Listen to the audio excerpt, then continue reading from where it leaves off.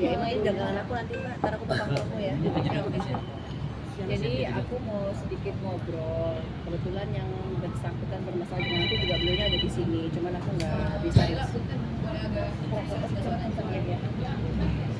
Jadi aku mau sedikit. Halo Tribuners, bintang sinetron Della Puspita baru saja menceritakan kejadian naas yang ia terima, yaitu dirinya dan suami mengalami musibah diduga menerima tindak pidana penipuan yang dilakukan oleh temannya berinisial A. Dugaan penipuan yang diterima oleh Della Puspita dan suaminya adalah terkait kerjasama travel umroh yang dimiliki oleh A, di mana Della Puspita membantu ikut mempromosikan serta mengajak 18 orang untuk menjadi peserta dalam keberangkatan umroh yang dijadwalkan mulanya pada 19 Januari. Namun keberangkatan umroh itu tidak jadi, padahal Della Puspita dan juga suami bersama 18 peserta lainnya sudah memberikan uang dengan total 390 juta. Namun karena tidak jadi berangkat, 18 orang peserta ini meminta uangnya dikembalikan. Della Puspita dan juga sang suami pun yang mengembalikan uang kepada peserta lainnya karena mereka merasa bertanggung jawab telah mengajak untuk pergi umroh dengan travel tersebut. Berikut hasil wawancaranya Della Puspita bersama dengan suaminya sendiri. Sekian. Ya emang ini dagangan aku nanti Mbak, ntar aku bakal promo ya. Jadi aku mau sedikit ngobrol. Kebetulan yang bersangkutan bermasalah dengan aku juga beliaunya ada di sini, cuman aku nggak bisa. Jadi aku mau sedikit, memang sengaja aku mengumpulkan beberapa sama teman-teman supaya masalah aku ini bisa cepet clear ya. Kebetulan yang bersangkut paut sama aku, beliau juga ada di sini, cuman dia tidak berkenan untuk aku ajak duduk bareng.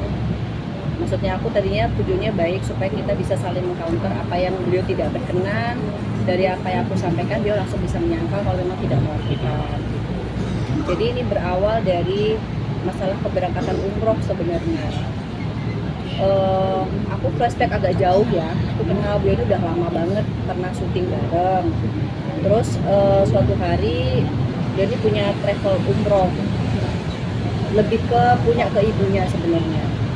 Nah terus aku berangkat umroh bareng sama Mbak Tantri, temen aku, tahun 2000 berapa? 2018 kita umroh bareng. Semuanya sih oke, fine gitu ya. Tapi pada saat aku pengulangan umroh, waktu itu gini, aku mau berangkat haji waktu itu, udah ngasih DP. Cuman aku lupa kejadiannya karena apa, terus gak jadi, aku batal berangkat haji.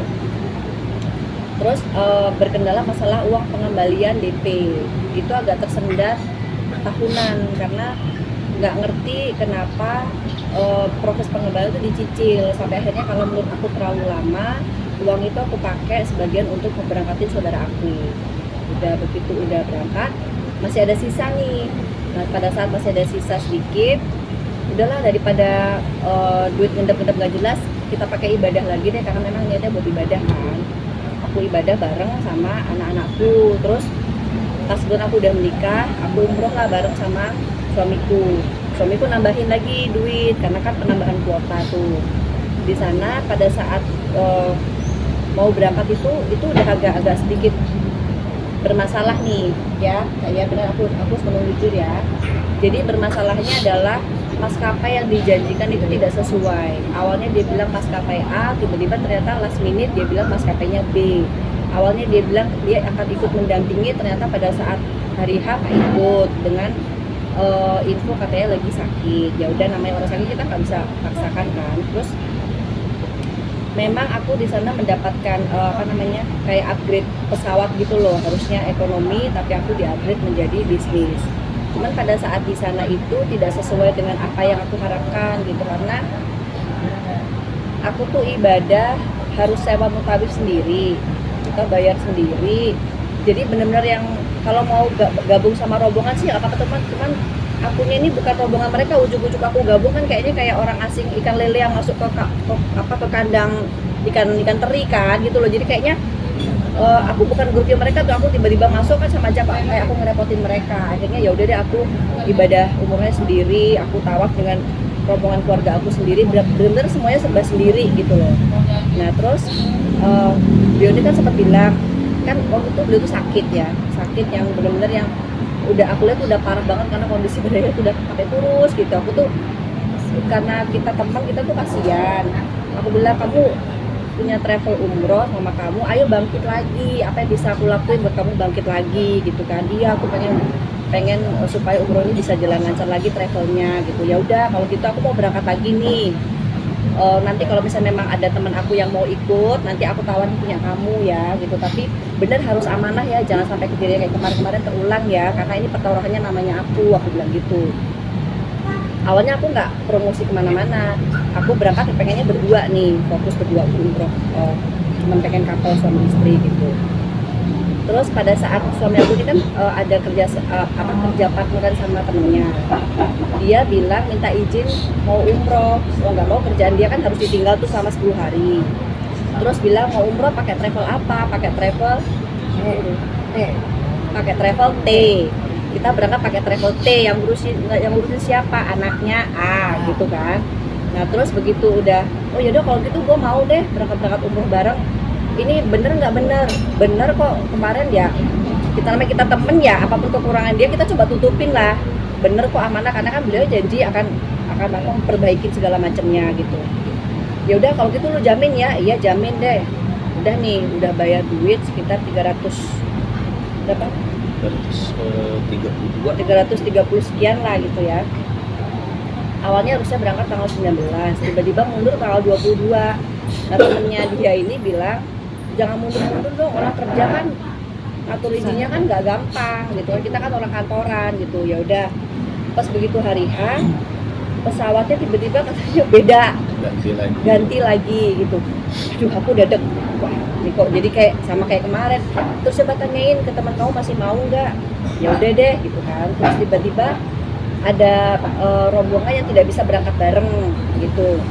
Terus setelah di meetingin akhirnya udah deh, kalau bisa terpecah-pecah gini kan, awalnya kita maunya grup nih berangkat barengan nih, biar kita bisa jalan-jalan bareng habis ibadah. Kita tuh mau traveling ke Dubai nih 2 hari gitu kan. Kalau terpisah kayak gini mendingan nggak usah deh. Ya udah, terus teman aku tuh kebatalin nih, beda nggak jadi kita. Ya udah langsung, pokoknya aku nih sama Aman ini nggak yang ngejual ayo dong beli enggak, kita cuma ngenalin, sok kalian urusin sendiri deh, yang penting aku tuh tengah-tengah ngebantu teman aku bisa umroh dengan travel yang menurut aku ini oke lah ya. Terus teman aku yang pengen bangkit lagi nih si travel umroh si TW ini bisa bangkit lagi, dapat jemaah lagi, dapat kepercayaan lagi gitu. Cuman ternyata imbasnya begitu satu uang prestasi, imbasnya kenyanya ke aku gitu loh. Ke akunya orang berpikir jadi dikiranya aku nih kayak sindikat yang ikutan kayak ngebohongin gitu loh. Terus ujung-ujungnya duit yang harusnya diganti sama si A ini kita yang harus nanggung gitu. Ya memang sih ya dia nggak frontal ngomong lu harus ganti gini-gini, cuman ya lu tanggung jawab lu gimana. Nanti kalau lu kayak gini ntar kerjasama yang ini kita efeknya gini-gini, jadi efeknya berentet. Akhirnya aku sempat komunikasi sama teman aku Mbak Tanti, Beb, aku ada masalah kayak gini-gini nih, aku ada masalah lagi nih sama si Ani, punya kamu udah kelar belum yang beberapa tahun yang lalu? Belum juga. Aku langsung astagfirullahaladzim, ternyata belum juga selesai. Terus aku kontak teman aku yang lain juga, kamu udah masalah kamu sama si A ini udah selesai belum juga. Dan dia cerita masalah sama yang ini juga belum kok, sama yang ini juga belum. Aku langsung wah ini kayaknya gimana ya solusinya, kayaknya harus bikin preskon nih, gimana caranya supaya masalah ini cepat selesai, dan bukan selesai cuma di aku, selesai di semua gitu. Jadi nggak banyak korban lagi. Betul. Jadi si teman aku yang punya travel umroh ini sempat memberikan jaminan mobil ke aku ya. Ada 5 mobil. Cuman kan kembali lagi, aku ini bukan penada mobil gitu loh. Yang aku maukan tuh duitnya orang ini tolong balikin, karena kan aku yang harus nalangin duit berapa ratus juta tuh aku harus nalangin gitu loh. Sedangkan kalau jadi kan aku kan ya kalau rezeki mah alhamdulillah ada aja yang bos skincare ya kan.